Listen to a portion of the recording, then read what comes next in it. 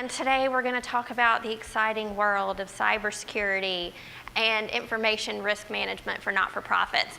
Just so I could get a few housekeeping things out of the way, I want to kind of see who I have in the room. So are you guys finance professionals? Maybe just raise your hand. Executive directors? So mostly finance, development? Couple? Okay, so finance and development. Good to know. Next thing, I have a flight to catch right after this. So unfortunately, I will not be able to stick around and talk to all of you lovely people, but that does not mean I don't want to hear from you. So if you have questions, if you want to take out a pen now, because my information unfortunately is not on the screen, I forgot to add it in. Again, my name is Ashley Britton. It's Ashley, spelled right up there, .Britton at AICPA-CIMA.com. So if you have any questions that I apologize in advance that I'm not able to get to today, feel free to contact me anytime. Also, if you go on the AICPA's website, go to aicpa.org/NFP. I'm on the landing page, so you can get to me there too. So, okay, perfect. All right, so a couple of learning objectives that I want to get through today. First, we're going to identify activities that put not-for-profit organizations at risk of cybersecurity breaches. We're going to determine IT assessment and response strategies to protect your organization.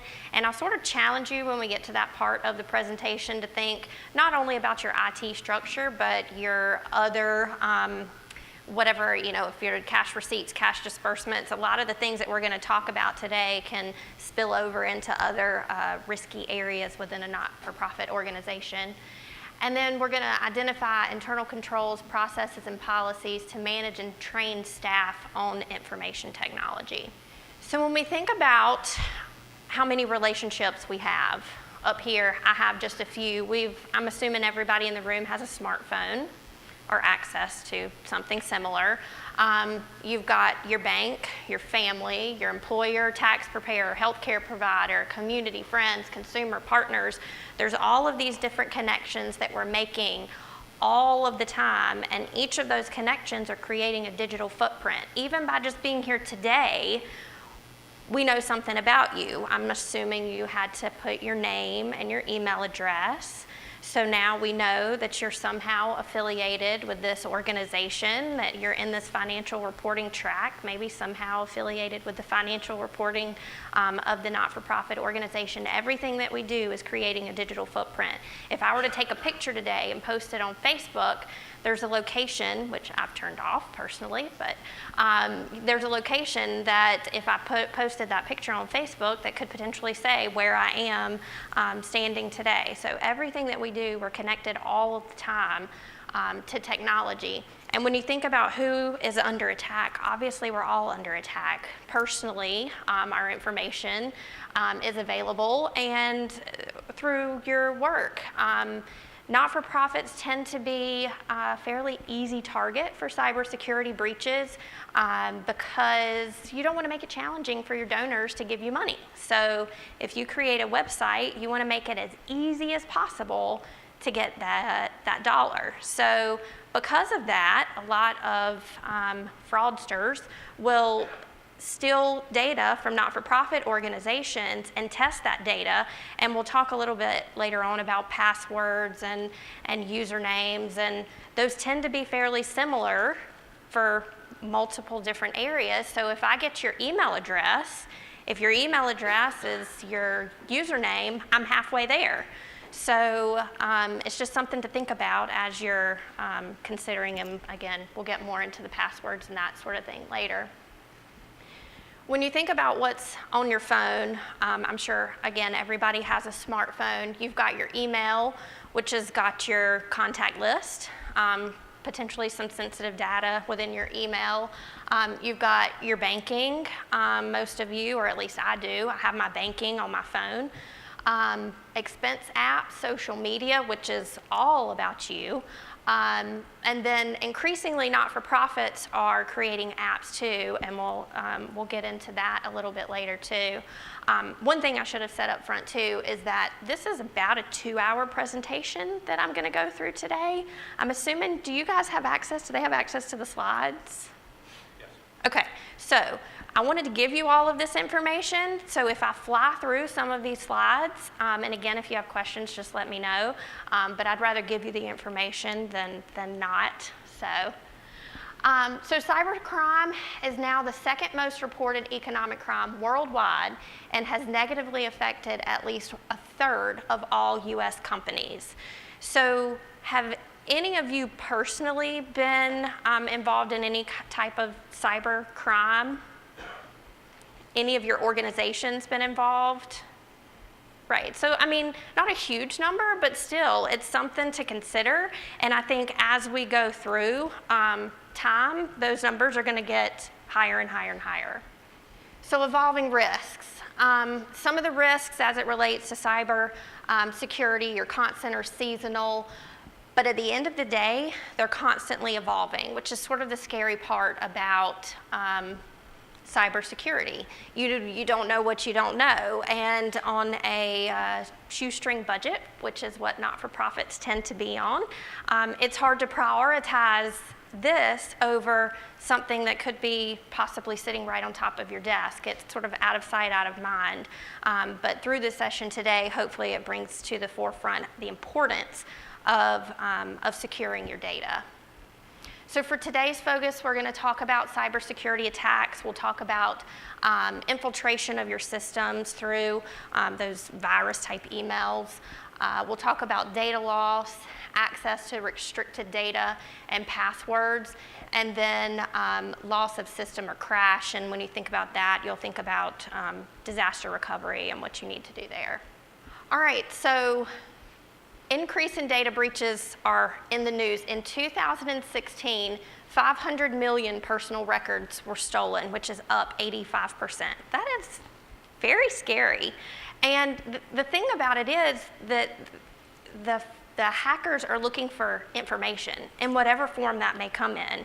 So when you think about a not-for-profit organization where you're getting large amounts of donations, you've got tons of personal information in your system. So how are you protecting that information so that you can make sure that your donors are not at risk because of something that you've done within the organization?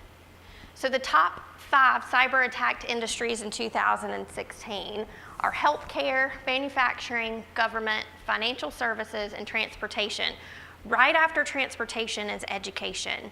And if you look at this list, so say the top 6, healthcare, governments, and education could all be not-for-profit organizations, depending on what the mission is of your organization. So it's extremely important to make sure that the data within your organization is protected. And the thing about data breaches is they don't care, like I said, what industry it comes from. They're looking for data. So whether it's a not-for-profit organization, a for-profit organization, a hospital, whoever, whatever information they can get, that's what they're looking for. They don't really care where it comes from. So attacks are becoming motivated by availability and access to data and less by scale. And as I said earlier, I think that not-for-profits tend to be one of the most vulnerable because of the ease of trying to get donations in the door. So again, cyber criminals do not care where the information comes from. They're going to go to the weakest link and target that weakest link. So if your organization has a smaller budget and you can't afford to spend the necessary dollars on protecting your data, it just may be something that you want to consider, and we'll get into risk strategies a little bit later. So who's impacted by the trend? We've got the not-for-profit brand, you've got your donors and grantors, management, your employees within your organization, accounting software. The list kind of goes on and on and on. And I was talking to some folks at lunch that say they can't afford to manage their cyber threats in-house, so they outsource everything.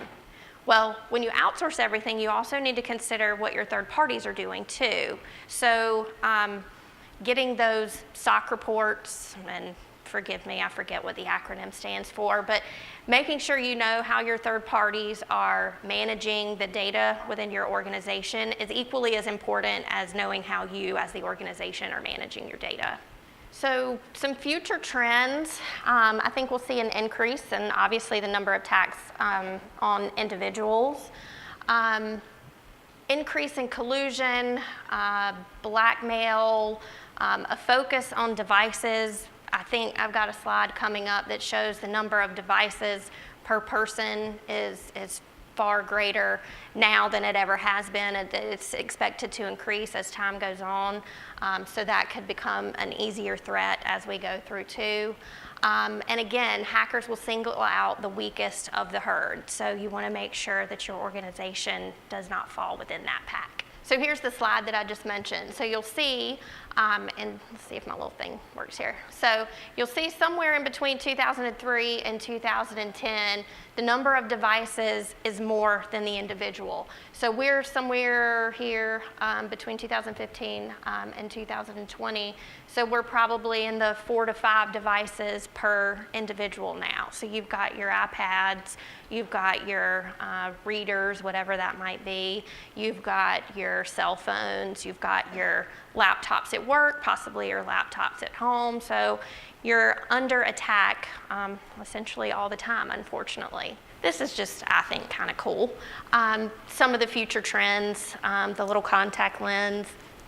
I think the coolest is this little, I would like to have one of these iPhone little wrist cuff things. So just some of the things that you may end up seeing in the future. I thought this was interesting too. So on the left here, we've got from 2090, we have an operating room. I'm sorry, from 1990. And then in 2015, an operating room. So it's crazy.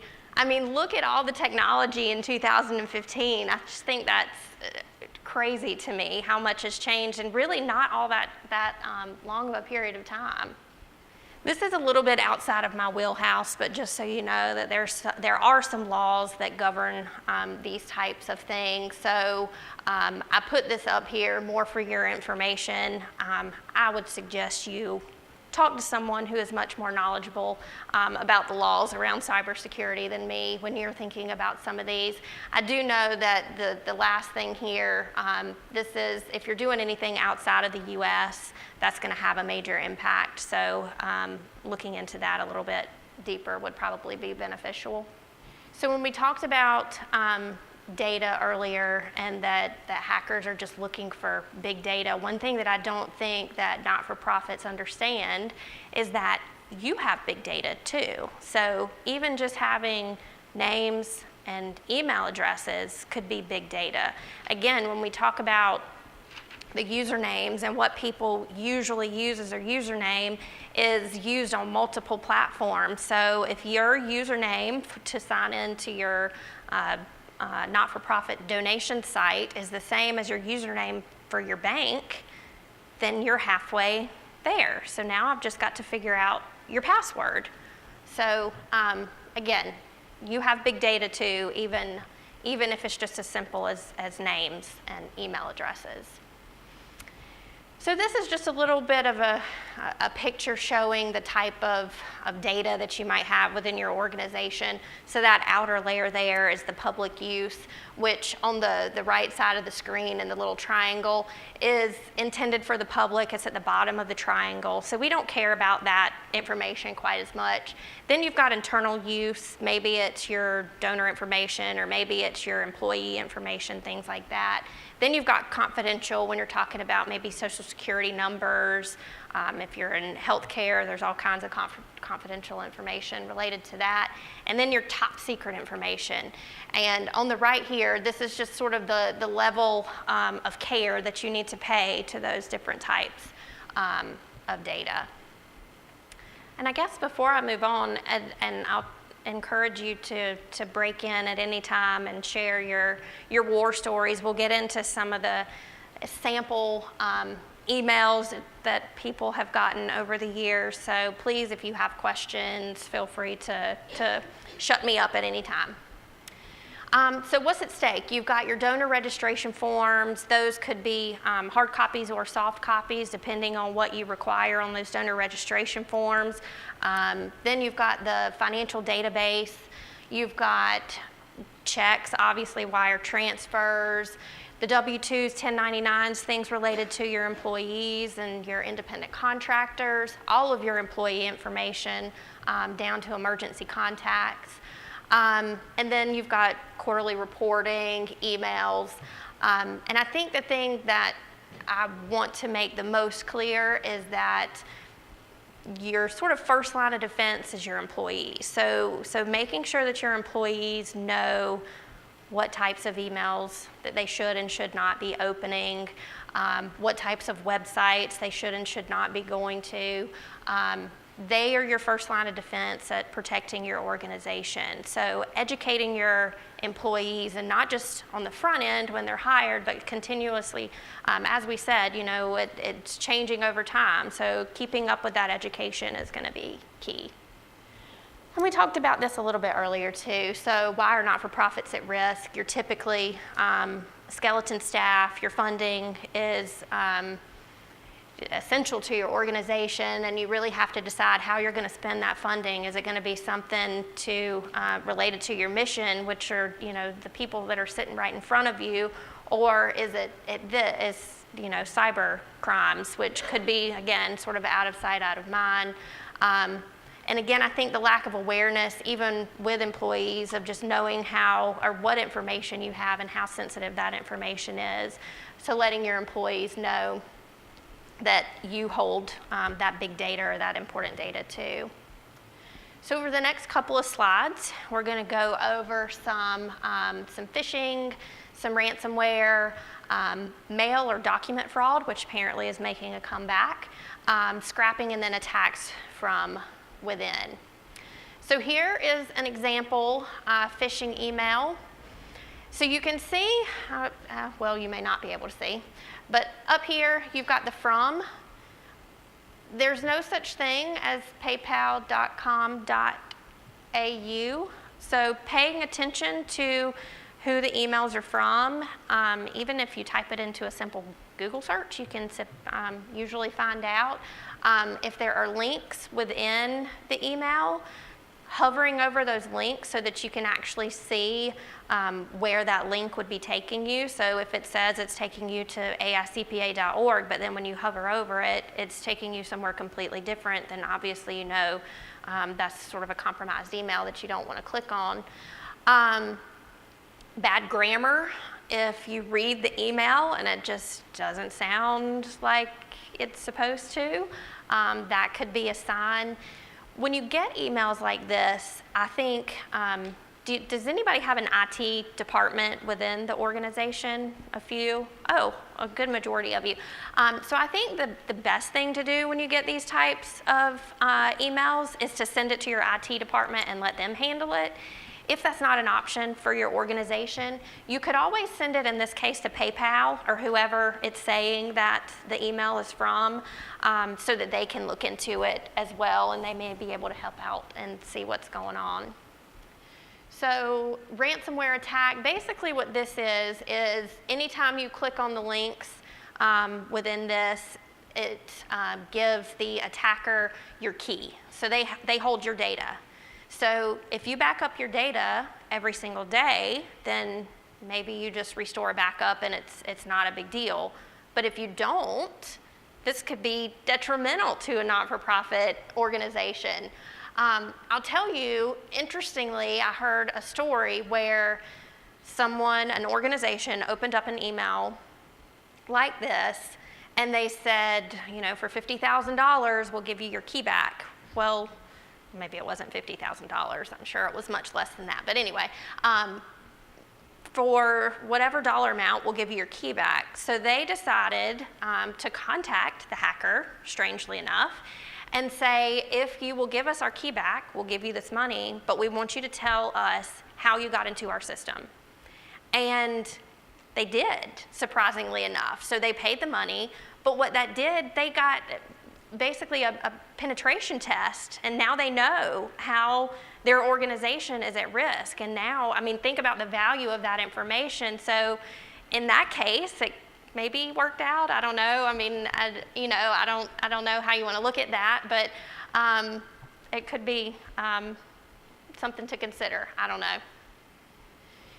So with the spoofing emails, these would be things that maybe come from your CFO, and they might say, can you send me your W-2, or your executive director, whoever, can you send me your W-2, or can you send me this wire transfer? If it sounds strange, it probably is. So I would definitely suggest that you always have your thinking caps on when you're opening emails that just don't sound right and don't look right, and go to the source and make sure that, that it's not something that's just trying to get your information. The other thing too is that these emails are no longer just generic templates. So with the use of technology, pretty easily you can go to a website and download their logo and create an email that looks very similar to what an email would look like from whoever you're stealing it from. So it's kind of scary. I mean, you've got to really pay attention to the emails that you're getting. So these are just another couple of spoofing emails. And again, you'll see that they have the logo here. This looks totally legit, but it's not. So again, you just have to be careful. One thing I do know that I think the most banks are doing now is that they're not asking for information through email. So if you get an email from a bank that says, hey, I need your whatever, call the bank, because it's more than likely not true. Because of the increase in cyber attacks, some banks have decided just to do away with that form of communication altogether. All right, so here's another spoofing email attack. So this came through as an email, and when you look through, it looks like you're just donating to a not-for-profit organization. You can pick whatever dollar amount you want, and then you get down here to this payment method, and you'll say 9224, that's not the last 4 digits of my number. So you click on it to change your card, and that's how they get your information. So they're very crafty. So again, education is important. So again, just another sample email. I've gotten these emails from the king of some country saying his daughter needs some money for some health reasons or whatever it may be. Can you please wire me $50,000 and I'll pay you back tomorrow? Okay, well, obviously don't click on anything that sounds as ridiculous as that. So I don't know if you guys remember the shooting that happened at the nightclub, and after that, several GoFundMe or any type of account, I hate to sort of throw them under the bus, but for some of those types of accounts, there's not a whole lot of information that's required to set those things up. So when you look at this, there's two here. So one of these is fake and one of these is real. So maybe just a show of hands, who thinks the top one is fake? Okay, who thinks the bottom one is fake? Okay, so the bottom one is fake, so you guys won. So yeah, but even that, I mean, if you got it, would you really know the difference unless you had something else to compare it to? I mean, who knows? So you never want to click on any links. This, I think, was a text message that was sent out, just a huge mass text message. So if you have any of your donors' phone numbers, again, another piece of big data, huge mass text message was sent out. Click on this link and donate to this wonderful cause. And now, all right, so another thing would be attacks from within, and this could be knowingly or unknowingly. So, you've got IT directors, for example. You want to make sure that they are trusted individuals. You want to do background checks on those folks. I would probably recommend doing background checks on the front end and throughout their stay within your organization. Let's just make sure that nothing fishy has come up over time. You never know.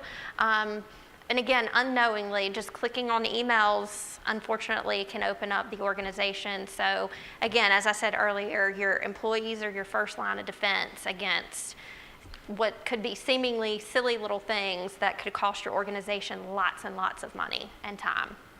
So some risky activities that not-for-profits participate in: the use of social media, that puts your organization at risk, use of email and marketing communication, a lack of policies and procedures. This is hugely important, and it's not just a matter of having those policies and procedures, but actually making sure that your employees know that you have those policies and procedures and monitoring those policies and procedures. And I know that can be a challenge when you think about everything that you have to accomplish within a day, but it's so important to make sure that those policies and procedures are up to date, that they are staying ahead of all of the changes that go on either with with technology or within your organization.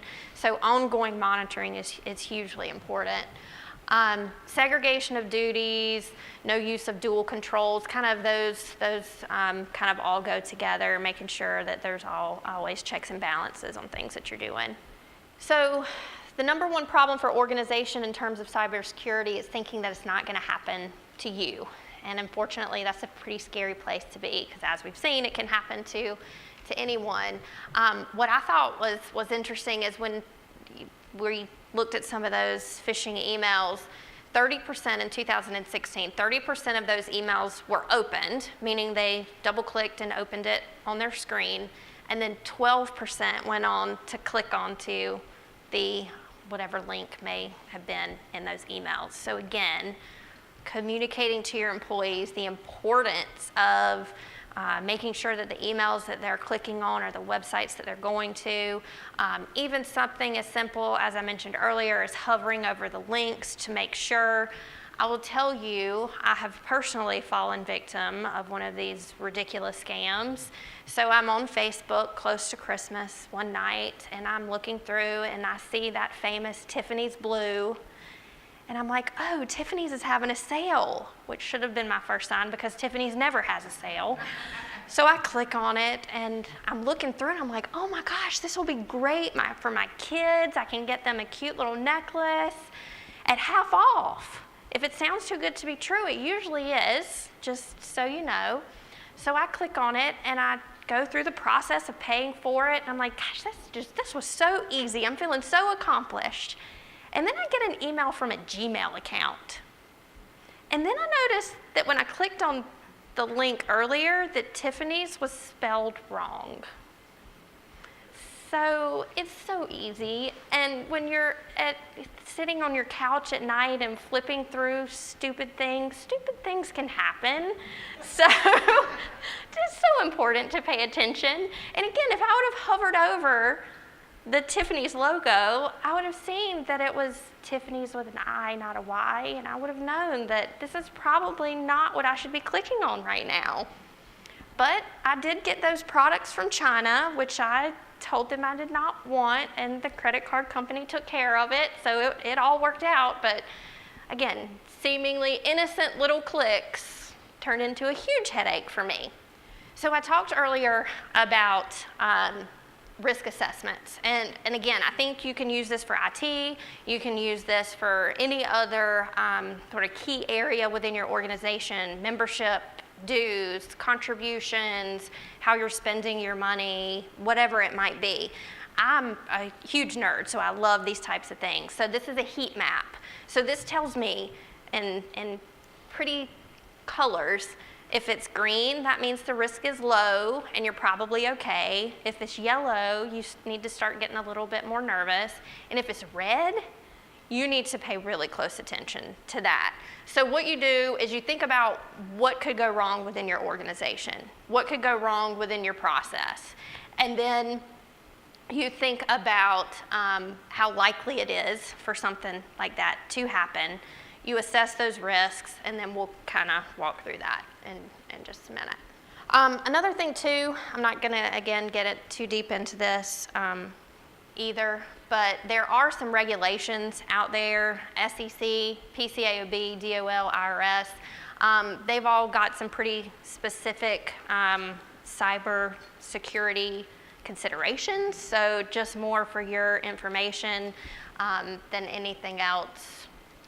So the goals of an IT assessment is, or any assessment really, is to identify and analyze and then prioritize the risks from both threat models. So you want to identify gaps within the current state of your process, and then you want to be able to address those through maybe internal controls, maybe training, maybe policies or procedures, however you can address those. So an IT risk assessment should identify a broad range of risks all across various elements of the organization. One thing I think would be great to do is for maybe the executive director, whoever's IT director, whoever's doing this, is to think about 10 general questions that you want to ask. Just sort of laying the groundwork. What is the definition of a risky email? I mean, it could be as simple as that. And then you want to get as many people in the room as you possibly can and talk to them and see maybe they're seeing something that you don't even know about. So it could be people from admin to the CEO. I mean, I think the more people that you have, the more information that you have, the better that the information will be. And then you want to rate the risk to assess the likelihood and severity of the impact. When you do this, you're going to get pretty scared because you're going to see a lot of risks within your organization. But you really have to consider the cost benefit of implementing some of these things. And if you do this assessment with not only IT but with other areas within your organization, you really have to determine how you're going to allocate your funds, how you're going to allocate your employees to address these risks. And then you want to take steps to leverage the things that you're already doing. Maybe it could be expanding on some of the things that you're already doing. All right, so here is just a risk statement. These are just two different examples of things that may come out of those meetings. And again, we've got the low risk, medium risk, and high risk. Maybe it's that you want to focus your areas and or your efforts on that high risk to make sure that you're really addressing those and not paying quite as much attention to the low risk unless they somehow get into that higher risk. And then again, going back to management needs to make a judgment on the severity of the impact using an appropriate scale. You're not going to be able to fix everything. So some things you need to consider, there could be possible fines, laws that you're violating as it relates to some of these. You've really got to consider the cost of compliance and how you want to allocate your dollars to addressing the risks that you identify throughout this process. So this is uniform guidance. Does anybody have federal funding? A few. So if you're over the threshold and you fall into this uniform guidance bucket, there are some very specific rules as it relates to making sure that your information is protected. So this is, it'll be in the slide deck, so for your information. So here we've got a few different control areas within an organization. You've got the entity level controls, which are sort of your high level controls. The manual controls, which are the things that you do, like it says, manually. The IT department manual controls, IT general controls, and application controls. I'm going to click through. So we've talked about the risk assessment, we've talked about policies and procedures. Strategies and plans is going to come out of that risk assessment, and it could even come out of a discussion of the policies and procedures. And then let's move on here. So these are just some general IT controls. Documenting these things is hugely helpful when you think about turnover within your organization and what certain individuals do. It's really important and nice to have real documentation on what people do every day. So security is consuming a larger share of IT resources, but security effectiveness is not improving. So we're more and more online now, but unfortunately, some of the policies and procedures are not keeping up with that. So again, something to consider as you're going through your risk assessment.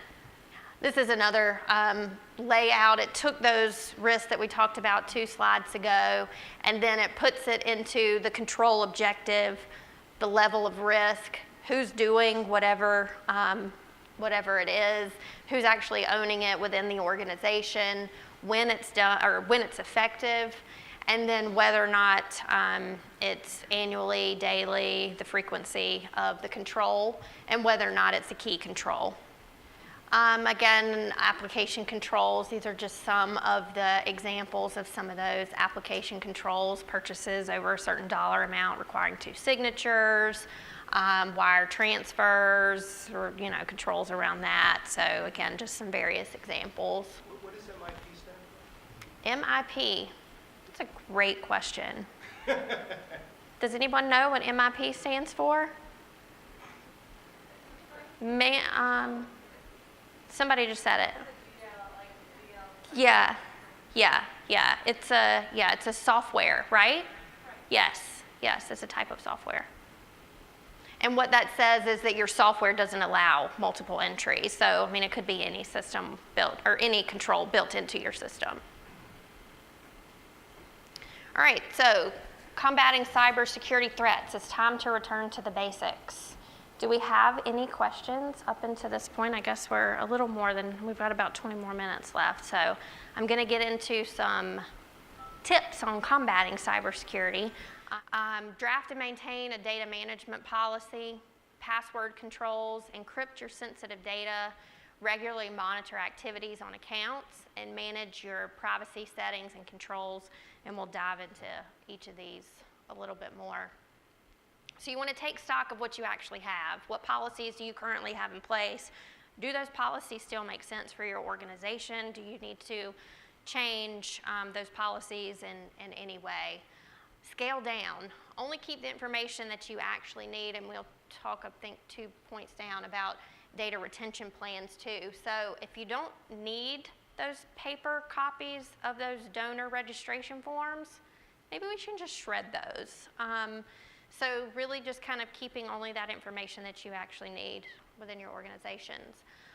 Lock it. Implement appropriate safety measures, whether that's locking your computers if you walk away to go to the restroom. How often do people do that? I'm guilty of that all the time. So, but it's important because we've got, for me, I've got AICPA member data on my computer.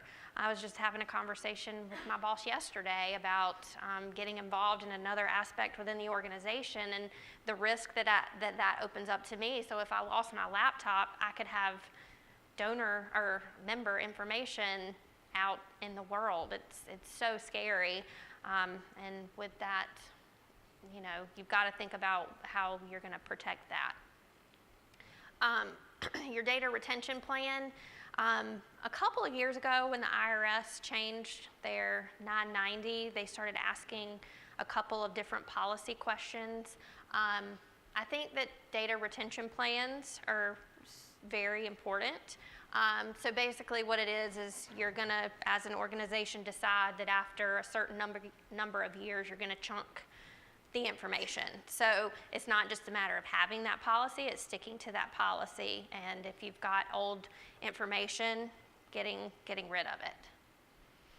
And plan ahead. So be prepared for a data breach, and whether that's getting a third party to back up your data on a regular basis, maybe it's that, whatever makes sense for your organization. But again, it's not just a matter of having these policies, it's a matter of monitoring these policies, making sure that they still make sense for the organization, sharing that knowledge with your employees so everyone knows what these policies say and what it means for them as an individual and what it means for the organization.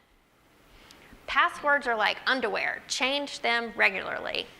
So The AICPA has a policy that every, I think, 40 days, I get an email that says in 5 days your email or your password will expire. And then the next day, in 4 days, and it counts me down to force me into changing my email or my password every 45 days. So maybe your organization is not, I'm sure that's some type of automated email that gets sent out to all of the employees, but maybe your organization's not that sophisticated. Maybe it's a matter of the administrative assistant putting a calendar reminder and emailing everyone and annoying them until they change their password every so often. But again, when I talked earlier about if I know your email address and that's your username, and now I've got your password, I mean, how much information can I get? How many times do you use the same email and the same password, or the same username and the same password for multiple, for your bank, for your own personal, Gmail or Yahoo or whatever accounts, for Amazon, for PayPal? I mean, there's so many username and passwords out there. The IRS started requiring that you change at least 20% because what they found is that most people will just change their password by adding a 1 at the end. Well, how easy is that? So now they require that too. Encrypt your sensitive data. Data encryption is no longer just for business. It's for everyone. So it's making sure that information, if my laptop is stolen, that my data is encrypted so that no one can get that sensitive member information. Regularly monitor the activities. I feel like I've said this 1,000 times, you've got to just not only have those policies, you've got to monitor them. You've got to make sure that the education is ongoing because the threats are changing all the time. So you can't just put a policy in place and say, okay, check that box, I'm done. It's so much more than that. You've got to make sure, whether it's on a yearly basis or quarterly basis, whatever makes sense for your organization. But to be honest, I think that the heat map exercise that I know I flew through very quickly is actually a really important exercise. Again, not just for IT, but for everything. But what I see a lot, or when I was in practice, I saw a lot of my clients do, is do that on a yearly basis. At the end of the fiscal year, their board and management would get together and go through that heat map exercise, which is great for my former auditor hat. I always love to see my clients doing that. So that really meant that they were monitoring the ongoing activities of the organization. They weren't just doing what they always do. They were thinking about how things could change within the organization, and they were adapting to those in more of a real time. So minimum network security, there's all kinds of software. I won't get into all of that, but there's tons of software out there that can assist in helping you detect multiple logins, things like that. Manage your privacy settings. So I'm assuming we have some parents in the audience. I'm a parent. I have two small girls, and on both of their iPads, I have privacy settings to make sure they don't go online without me entering a password. So I do that for my children. I think it's also important to do for your employees, as silly as that may sound, but if your employees are your first line of defense, let's just take away that thought process a little bit maybe, so that they don't, during a 30-minute lunch break, go surfing the internet or go looking at their personal emails and click on something that could open up your organization into something terrible. So managing your privacy settings could be an option for an organization as well. So what can you do right now? We've got a couple of questions here, and we've got about maybe 15 more minutes. I don't want to continue talking if you guys have questions, so please, do you feel free to stop me at any time? Okay. All right, I'll keep talking then. All right, so are you confident with the accuracy of your data classification policy? Do you have a data classification policy? Maybe that should have been the first question. And is it effectively enforced? Again, it's not a matter of having the policy, it's got to be enforced and monitored too. Do you currently review your third-party SOC reports? Going back to what I said earlier, if you outsource that data, you need to make sure that they are taking care of your data as well. So looking at those SOC reports would tell you how they're protecting your information. Do you receive annual security awareness training? Maybe this could be something that you do at the same time as you do your fun little heat map exercise every year. So maybe you have new employee orientation, and then maybe on a yearly basis you sit down and talk about the security risks as well. Are you aware or involved in your annual risk assessment on cybersecurity or cybersecurity program? Again, that goes back to on a yearly basis, just taking stock of what you actually do, taking stock of the risk and how you're addressing those risks. Is there anything you should do within your internal control process to address anything that might come up through those risk assessment procedures? Are your IT general controls mapped and policies current? So I work for the not-for-profit section at the AICPA, and just a little tiny plug for them. They have lots of policies and procedures available on our website, aicpa.org/NFP, for NFP section members, and some are open to the public too. So getting those policies in place would be key. Are segregation of duties reviews performed? This is a little bit outside of the scope of what we're talking about today as it relates to cybersecurity, but it's so important that I didn't want to leave it off of this slide. So we want to make sure that any one person can't go through a process from start to finish, whether that's in your internal or in your IT, in your writing of a check, in your making of a deposit.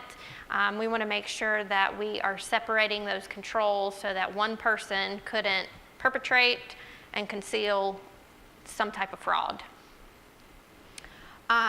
What are the legal and regulatory concerns for your industry and NFP?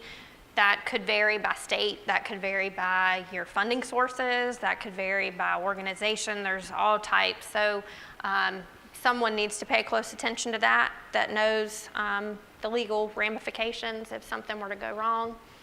And then, has an IT security or network penetration test been performed in the last 36 months?